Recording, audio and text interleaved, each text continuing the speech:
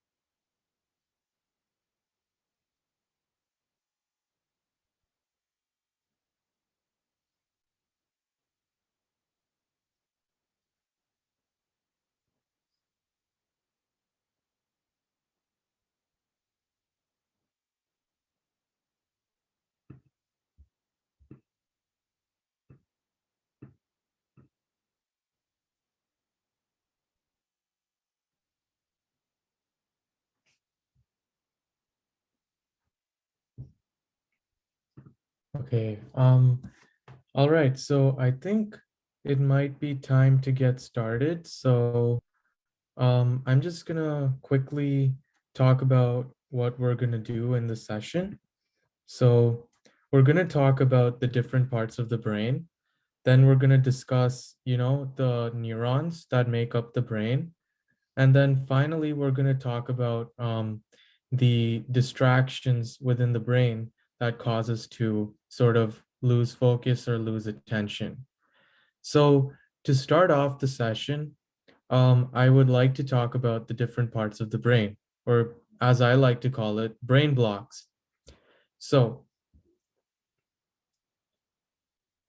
and also, I have my Facebook chat open. So if you have any questions at any point, please feel free to type in the chat and I'll reply. Um, Thank you, Miss Soto. I see your comment. It's a pleasure to be able to host this.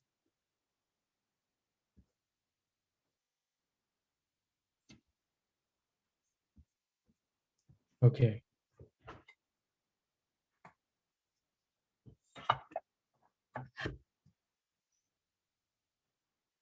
So, the first part of the brain that I want to talk about is the frontal lobe.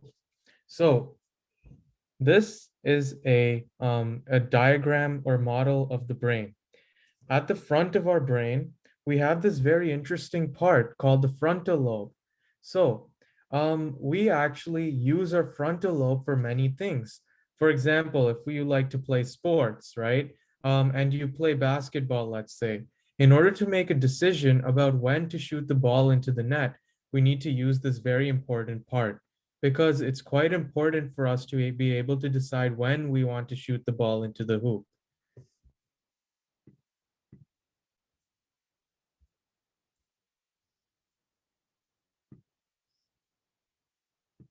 Next, I want to talk about the temporal lobe.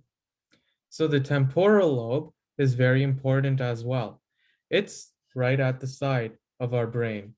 The temporal lobe is very important for us to be able to hear things because it's connected right next to our ears, right here. Therefore, if we want to hear something, we would use our temporal lobe.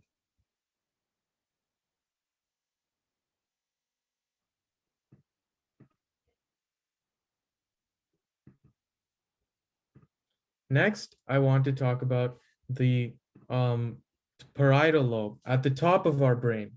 The parietal lobe is this blue region right here, if you can see on my screen. And this part is very, very important for us to be able to feel or touch things. So think about things like slime, right? Or things like a brick. Those things have opposite textures. And those are very, very important for us to be able to differentiate those textures.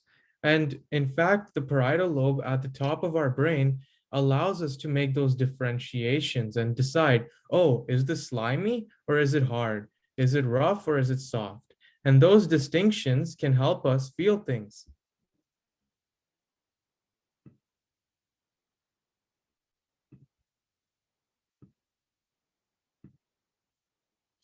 And finally, At the back of our brain, we have something called the occipital lobe. The occipital lobe is located right here. And in fact, this part is very important for us to be able to see things, to be able to understand things. And that's why it's all the way at the back. So now let's play a small game. These are the different parts of the brain, just to reiterate.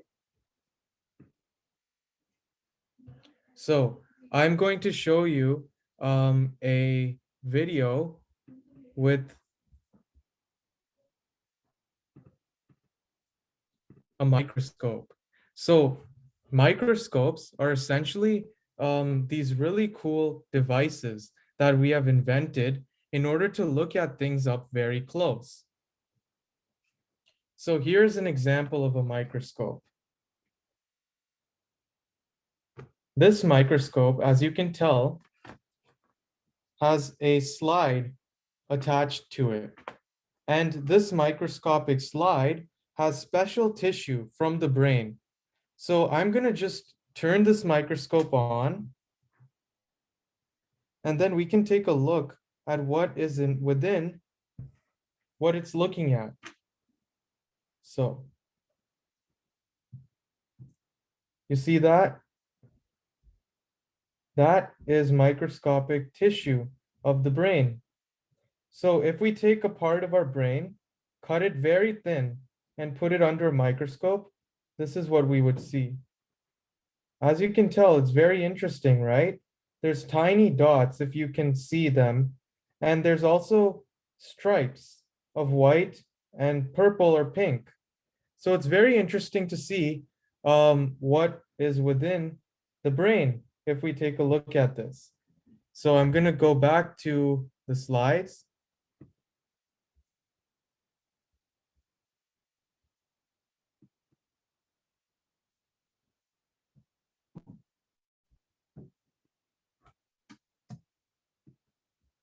All right, and so which sample do you think you saw today? Anyone have any guesses?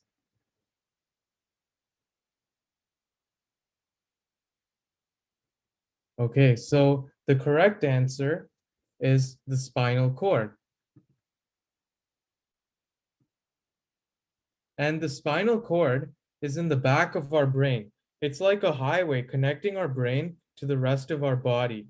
In fact, there are small projections from the spinal cord that tell different parts of our body what exactly we need to do. Now let's talk about brain circuits. So, our brain is made up of billions of Lego blocks, if believe it or not. And these special Lego blocks allow us to communicate with each other. So therefore, one of these Lego blocks in our brain can communicate with one of these Lego blocks in our arms and basically tell our arm to lift up or go down. And therefore, these special Lego blocks are called neurons, and they communicate with each other by way of electricity. So let's take a look at an example. So here is an example of the brain, and inside we have these special Lego blocks, which are the neurons. These neurons essentially work to be able to fire electrical signals. The blue pulses that you have seen in this diagram are essentially the electrical signals that are allowing the neuron to communicate. And that's why our neuron is very, very important.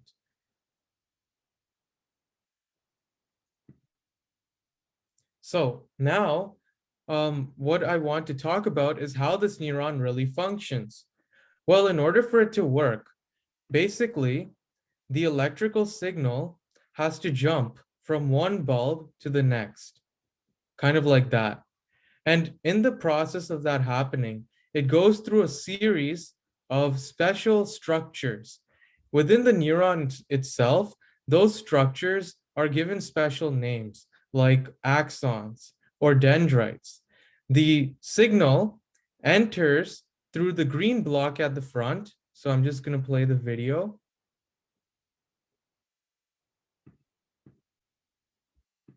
And it exits through the back end, which would be called the axon. So by way of entering through the front and exiting through the back, we have a connection that runs through the center or the light bulb. And that light bulb essentially represents the mass of the neuron.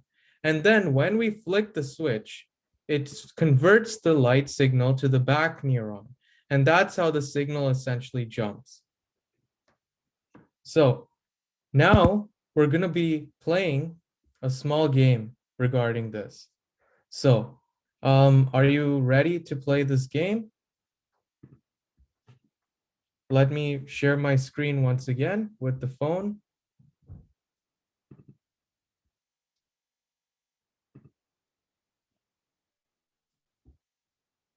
All right, so here we have our series of building blocks, Lego blocks.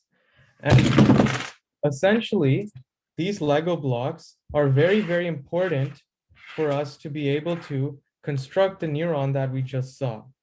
So we're going to be building the structure that I just created.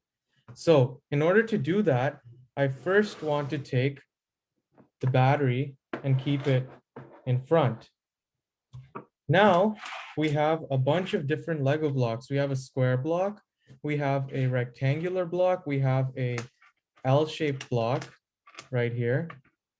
And finally, we have a T-shaped block right here. So we have to find a way to attach this to the battery. So in order to do this, what I'm going to first do is I'm going to take the square block and attach it onto the battery.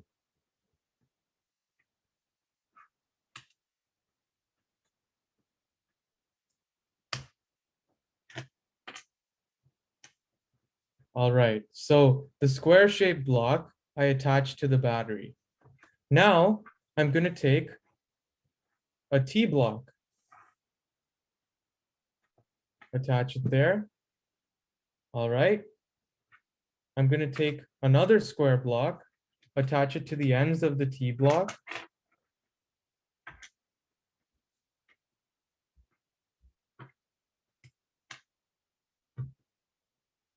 And then I'm going to take an L block here, attach it here. And then I'm going to take another square block, attach it to the L block. All right. Take a light bulb. Then I'm going to take this T block and I'm going to flip it so that I can put the switch attached to here, kind of like that. And then that way, when I take this T block, I can put it in here. And the connection you can see between the switch and the bulb, right? We need, if we connect those two, we should see a light shine up. So I'm going to put a connection there. Square block. All right. Now I'm going to take another square block, put it on the end.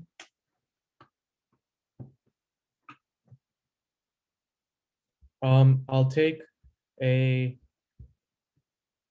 another block, L-shaped, put it there.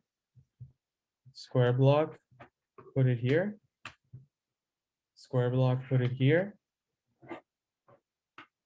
All right, now I'm going to take an L-shaped block, put it in there. Another L-shaped square block. There we go. Light bulb. This one goes here.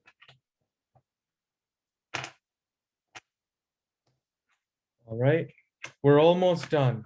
Another L-shaped. And then one square block. And then this long block right here.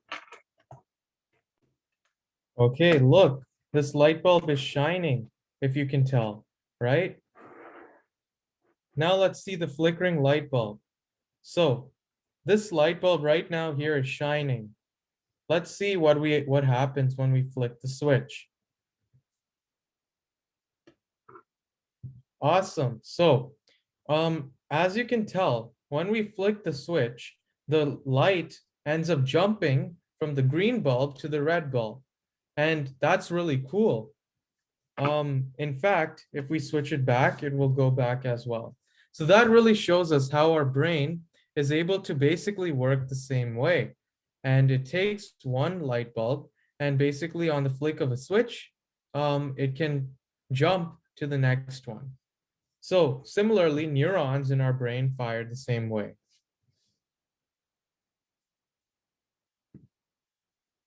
All right. And with that being said, so let's go back to our main screen.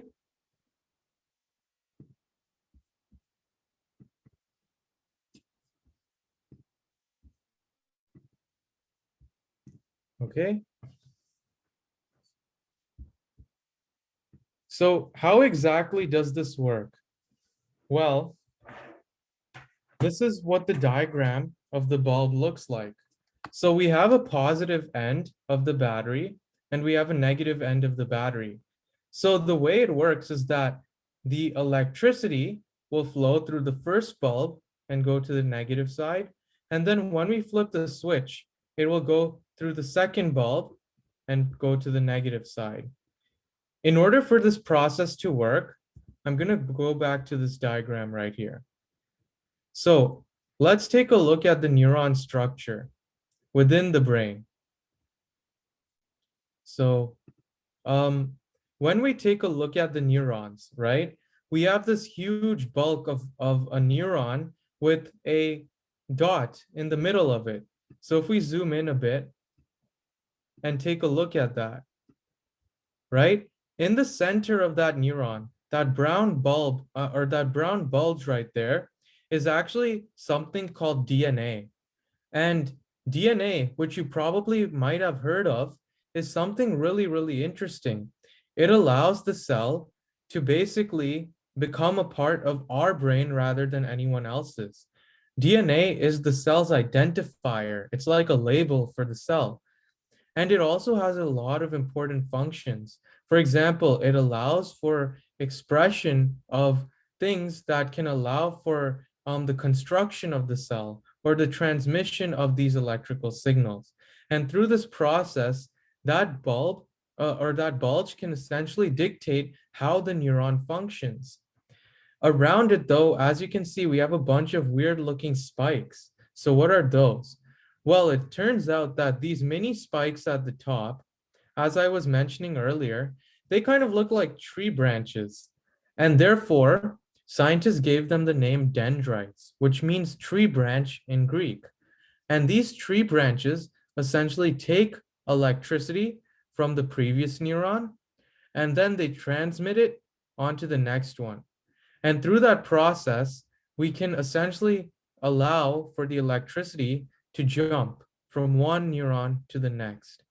And this is very, very important because in order for this electricity to travel, right, we need special structures within the neuron. And one of those big structures, rather than these mini protrusions, is the long end right there through which the purple pulse is traveling. We call that the axon. As you can see, it's like a tail for the neuron, and the electricity travels through the axon and goes on to the next neuron. And through that process, we get transmission of electricity, kind of like that. And that's how the brain talks to all of the parts in our body. Isn't that very interesting? So it turns out that the neurons are very, very important for us to function. I'm going to share with you a few things that can happen if they don't function properly. One of the big diseases that can occur is called multiple sclerosis. So in that case, when the neurons don't have a fast enough signal because of the electrical pulses not traveling fast enough, there might be a slowdown in our brains. And that slowing of signals in our brain can cause us to not remember things as easily anymore, which can be very, very dangerous for us. And through that process, we might lose things like our memories and also our ability to do things as quickly and readily. And that can be quite deadly for us. So that's one example of a major condition. So that's all about neurons. And so that was really cool. Now let's talk about cartoons. So before we actually do this, there is one thing I want to show you. So let me just stop sharing for 1 sec so I can pull it up. But um, so essentially, our brain is very, very important for us to be able to function. If you remember from last time, the part of the brain that allows us to be able to see things is called the occipital lobe, which is way back here. And the occipital lobe is very important because it allows us to be able to see things. So if we want to understand why things are the way they are, or anything of that sort, right? We need to be able to understand how our brain really works. And that is done by the occipital lobe. So with that being said, I want to show you this really cool uh, lesson on illusions next. So illusions work by way of manipulating the occipital lobe at the back of our brain. So how does this work? Well, our eyes are way at the front. So imagine that the brain I'm holding up, or the brain that you're seeing in the screen, imagine we cut it from the top and look at it this way from the top. Well, our eyes are going to be at the front right here, and the brain itself will be very, very complicated because the occipital lobe is way at the back. So we need a way to get the signals from the eye in the front all the way to the occipital lobe way at the back here.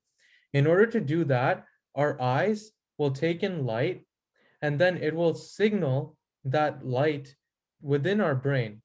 And then the brain will transmit that light signal to the back of the head where we find the occipital lobe. So as you can see, this process is very complicated, as you can tell in the slide. But just to summarize it, so the blue and red lights at the front are basically coming into the eye and becoming reflected onto the back of the eye. And we call that process, um, basically, we call that the retina at the back of the eye. So if you've ever heard of an iPhone scanner or something of that sort, the retina at the back of our eye basically accepts light. And upon being triggered by light, it sends electricity, kind of like neurons, right? It sends that electricity into our brain. This is the bridge. The purple circle represents the bridge where the electricity travels. And at the bridge where we find the electricity traveling, part of the electricity goes to the opposite side of the brain through its pathway, and the other side goes to the same side of the eye through the bridge. And through this process, we can see that the electricity from both eyes goes to both sides of the brain.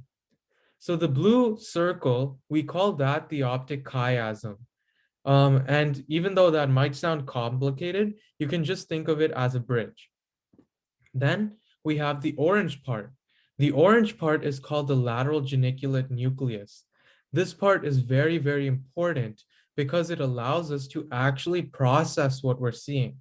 So if we want to actually see things, we need to determine how we're going to see them. And it turns out our brain does that by way of grouping things. How does it group things? Well, it groups them by shape, color, and size. And now let's take a look at that. So here is two pictures. One is from a camera, the other one is from the brain. As I'm sure you can see, the picture from the camera is very, very blurry, but the brain is even worse. So how is it that our brain can see things so clearly? The way our camera works is that it takes a picture and it breaks it into thousands of blocks. tiny, tiny blocks. And these tiny blocks basically are given a particular color, like pink or purple or green or yellow or whatever, right? And therefore, our brain, I mean, our camera pieces these blocks together to create an image. And then we zoom out, and then those blocks become very tiny. So we get a clear picture. These blocks are called pixels.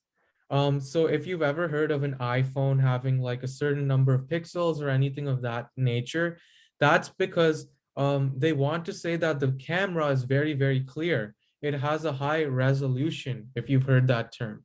The more pixels, the smaller the blocks, and therefore the more clear of an image that we can get.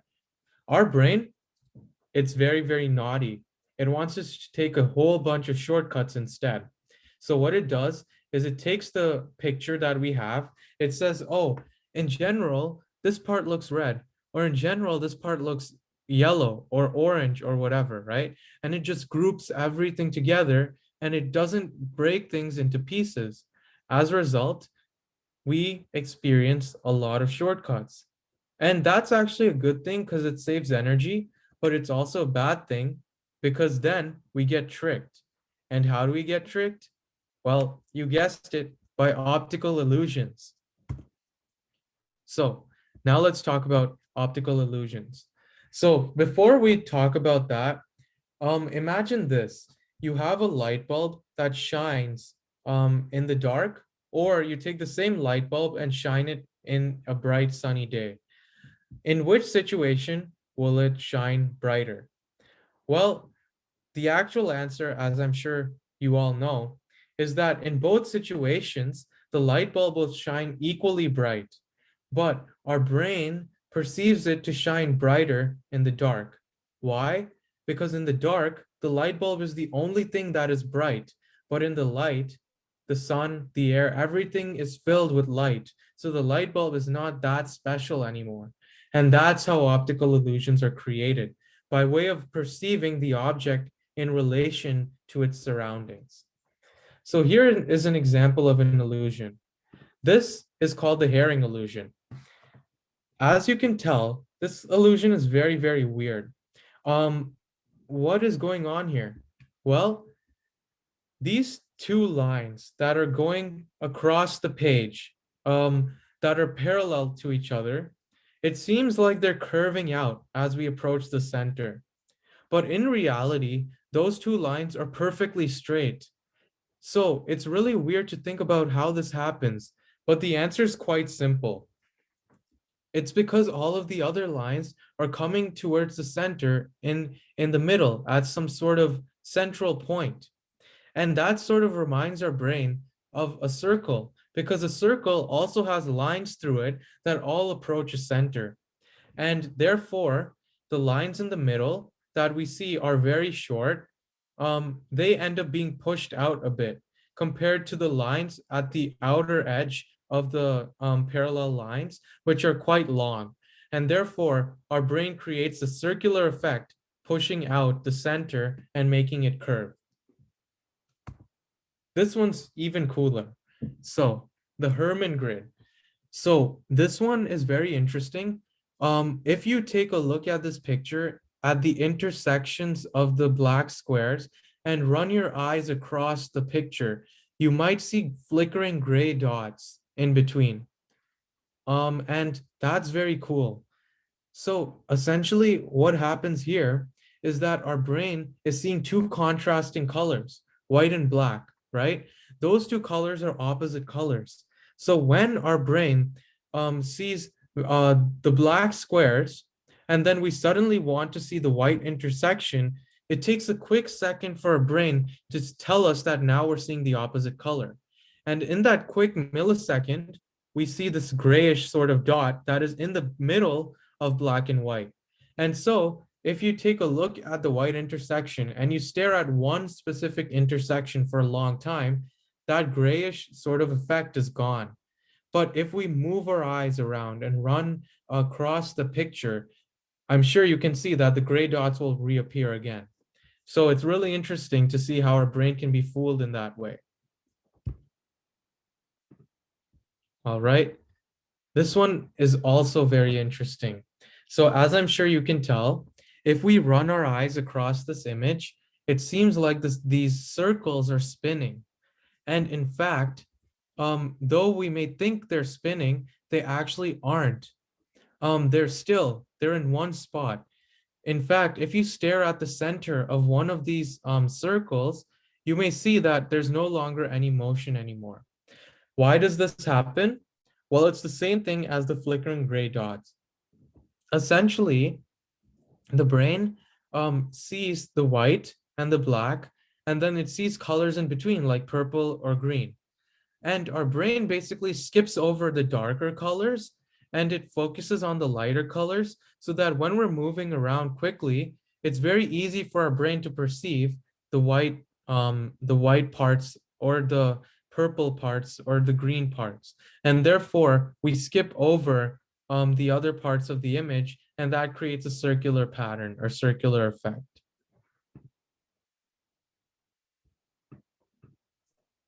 This one's my favorite. So this is called the checkerboard illusion. So we have two squares, square A and square B. Square A, okay, let's be honest. Square A is darker than square B, right? Like, it seems like B is very, very light. It's probably whitish, and A might be sort of dark gray. Believe it or not, they're the same color. Wow, that must have boggled your mind. How can they be the same color? They're actually different, right? Well, it turns out that for this illusion, we have to think very, very creatively about why this happens. One explanation might be the shadow from the block, which is, I'm sure, the first thing you thought of. The second reason, which many people may not get, is look at what's around square A compared to what's around square B. Around square A, we have light colored blocks that are lighter than square A. Around B, we have darker colored squares that are darker than squared B. So going back to that thing I was talking about with the light bulb, when we take a light bulb and look at it in the dark, or we take the same light bulb and look at it in the light, it seems to be brighter when it's in the dark. Similarly, square B seems to be brighter when it's surrounded by darker squares, and square A seems to be darker when it's surrounded by lighter squares. And that distinction, that contrast we create becomes so prominent, as you can see, that we think they're different shades completely altogether. So that one was very interesting. Now let's talk about this one. So I'm sure you've heard about this illusion. Our brain can be very, very distracted by this one. So apparently around 60% of people believe that they see black and blue as the color of this dress. About 40% of people say they see white and gold. Which one do you see? Type it in the chat if you want to share. But essentially, what we can tell is that because the dress is very, very dark to the people who see black and blue, it seems that those people also perceive that the background, the store, is very light.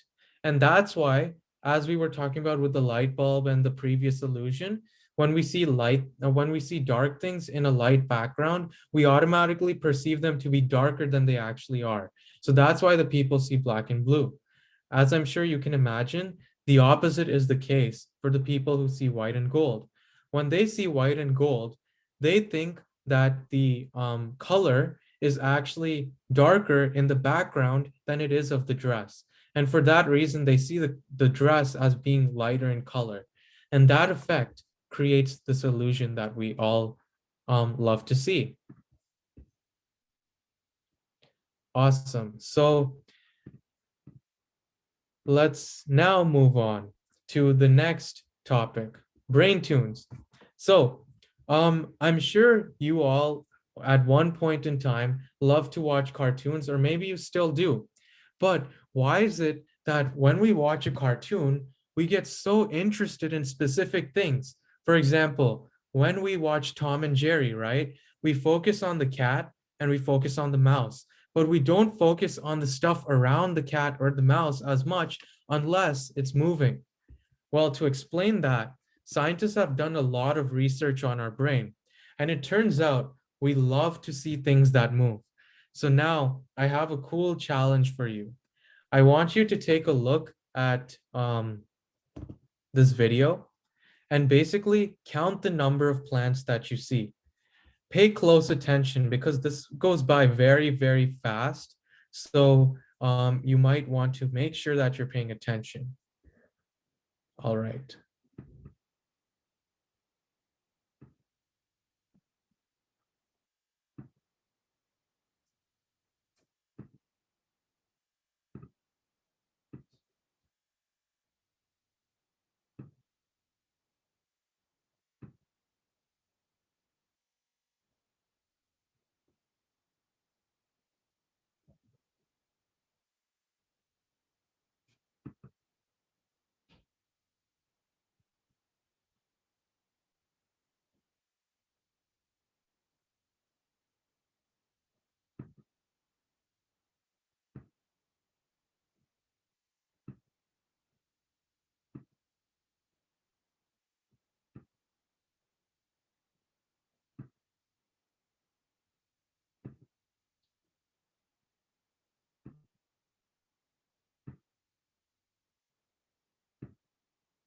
All right. So here's my question. How many times did you see a smiley face pop up? Hmm. What am I talking about, right? There was a smiley face? Well, it turns out that we were so focused on seeing the plants that maybe you might have missed out on the smiley faces. But take a guess. How many do you think you saw? If you saw any. All right. So it seems that as I'm sure you can tell, there weren't that many, right? There probably weren't that many because we didn't see that many. It turns out there were actually a total of 16 smiley faces that came up. Isn't that incredible? 16 smiley faces. Wow. Well, because we missed that many, that just shows how easily our brain can be distracted by things. When we see something, we don't just see everything that we want to see. We only see the things that our brain wants to focus on. And that is when we're told to see something like the plants in this case, we will only focus on the plants and we'll ignore the surroundings around it, like the smiley face. The place where the smiley faces were popping up was on the top left, the bottom left, and the bottom right. And that's how we were able to tell the smiley faces were there. So that just shows the power of our brain to be able to, see things that we don't really want to, or that we want to see. And that brings me to the last section of why study the brain. So as I'm sure you can see, there's so many mysteries within the brain that are that we are waiting to explore. From something as simple as why do optical illusions work to something as complicated as how can we tackle multiple sclerosis? It turns out that the answers to those questions all come through things like research on the brain. There's this entire field called neuroscience, and there's another one called neurology, and then there's many related to it like neurosurgery or neuro histology or things like that, which are very much connected to the brain. And those are all very, very interesting fields that are all asking the same question, which is how exactly does the brain work? And to answer those questions, we need to explore things like dementia, autism. And if we're able to understand how those things work, we might have answers to questions like how does our brain really function? How can we overcome these diseases? How can we find new drugs, new treatments? The brain is really, really interesting. Did you know that scientists actually found a way to control the minds of mice by using light? Yeah, it sounds really, really sci-fi or really, really, futuristic, but it's happening right now. We're flashing light at the heads of mice and controlling their movements. And that is called optogenetics. So it seems that the brain, studying it, has a lot of opportunity in the future. And the future lies in discovering the brain. Many of the things in computer science, the coding, the constructs that we create for the field are really connected to how our brain works. We are replicating the connections we see in our brain in code. And that's going to basically run the future of our world to some extent. So it's very, very important for us to at least have a basic understanding of the brain today. Additionally, if you're studying in school right now, it's very important to consider that you want to explore things that are of interest to you. Maybe it's not the brain, maybe it's something else, but I recommend you to explore different things and try to decide what it is that you're most passionate about, what it is that you find most interesting. Because studying something that you love can always provide you with extreme benefit in the future and also ensure that you are able to do things that you love. And finally, if we're able to understand the brain, we will have a very good understanding of how exactly we think and make decisions. Next week, I'm actually going to cover a topic called reasoning, where we're basically going to discuss how our brain makes decisions. And it turns out that it's a very interesting topic because, once again, there's not one part of the brain that is controlling everything. All the different parts are working together to make this happen. So it's very, very interesting to consider that as well. So with that, I would like to say that thank you very much for coming today. Please, if you're interested, visit our website, thebrainbunch.com. We have a lot of resources on there. We have stuff from music and the connection to the brain, to painting and art, to all sorts of wonderful activities that I encourage you to take a look at. If you're also interested, please visit Facebook and like our page. Also, you can also, if you're a student in school right now, we encourage you to join the Brain Bunch if you're interested. You can visit our website and just email us and send us that you want to write a blog for the Brain Bunch or serve as a vlog writer or something, and we can certainly we would love to have your opinions on the brain and convey that online.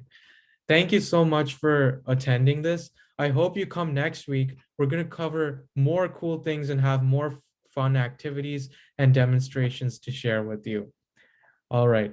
Have a great day and thanks once again. Bye.